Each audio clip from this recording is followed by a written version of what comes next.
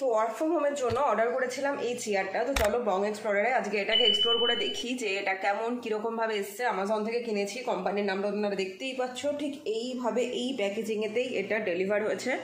আর ওপরে এখানে লেখা আছে যে কী কী দিয়েছে। যদিও এটা দেখে কিছুই সেরকম আমি তো অন্তত বুঝতে পারছি না, তো ভেতরে খুললে পরেই এক্সপেক্টেড দেখা যাবে। বাস্কটা সাইজ কিন্তু বেশ বড়, জানি না এটা কিভাবে করব, অ্যাবসলিউটলি ফার্স্ট টাইম। তো চলো এটাকে খুলে সেট করা যাক। কাটিং স্টার্ট হয়ে গেছে। সেরকম কাটিং যে ছুরিগুলো থাকে সেটাও আমাদের অবশ্যই নেই, প্লেন কাঁচির মুখ দিয়ে এটাকে কাটার একটা বেশ চেষ্টা চলছে। এই সাইডটাকে কেটে নাও, সাইডটাকে পুরো কাঁচি চালিয়ে কাটো। হ্যাঁ, প্যাকেজিং কিন্তু বেশ ভালো করেছে, ঠিক আছে। বাস্কটা ধরে বেশ এদিক ওদিক সুন্দরভাবে নাড়ানো যাচ্ছে এবং বাস্কটা কিন্তু কোথাও থেকে তুবড়ে বা বেঁকে যায়নি, তোমরা দেখতেই পাচ্ছ।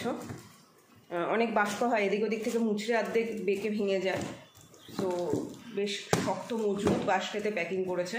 অনেক দিন ধরে আমরা এটা ভাবছিলাম, ঠিক আছে, প্রায় 1-1.5 বছর ধরে ভাবছিলাম এরকম একটা চেয়ার কেনা হবে। তো এটা বেরিয়ে গেছে হচ্ছে ফার্স্ট পার্ট।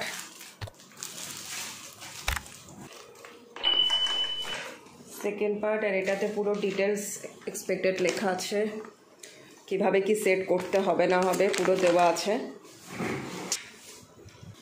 শুধু বসার জায়গা খুচরো খুচরো অনেক কিছু দিয়েছে, কোনটা কোথায় লাগাতে হবে সেটাও একটা এক্সপেরিমেন্টের ব্যাপার আছে।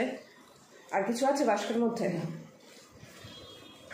তো আমাদের বাস্ক পুরো খালি আর জিনিসপত্র আমরা সব কিছু বার করে নিয়েছি। সো চলো আমরা এটাকে এবার সেট করি আর তোমরা এটাকে বসে বসে এনজয় করো।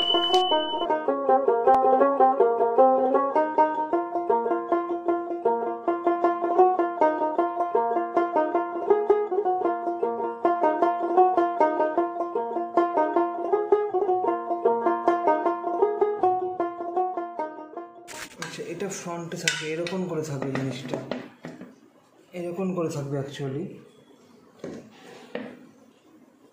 এরকম করে থাকলে এখানে 3টে স্ক্রু আছে, আর স্ক্রু কোথায় আছে?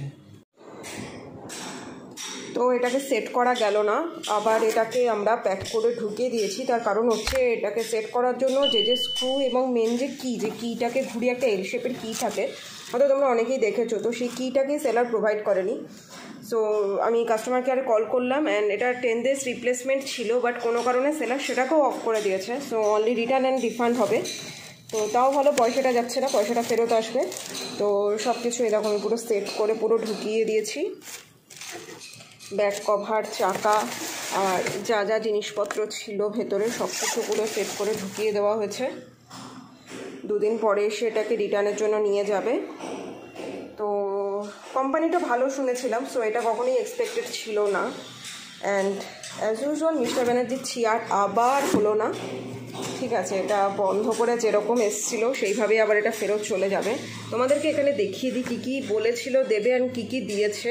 যেমন বেস ক্যাপ অ্যান্ড হুইল এটা দিয়েছে, হাইড্রোলিক পজিশন এটা দিয়েছে, ঠিক আছে, হাইড্রোলিক কভারটা দিয়েছে, এটাও দিয়েছে, এটা দিয়েছে, ঠিক আছে, ব্যাকের এই পোর্শনটাও দিয়েছে। এই যে স্ক্রুটা দেয়নি, অ্যালয় কিটা দেয়নি, আর অ্যাসেম্বলি শিটটাকে দিয়েছে।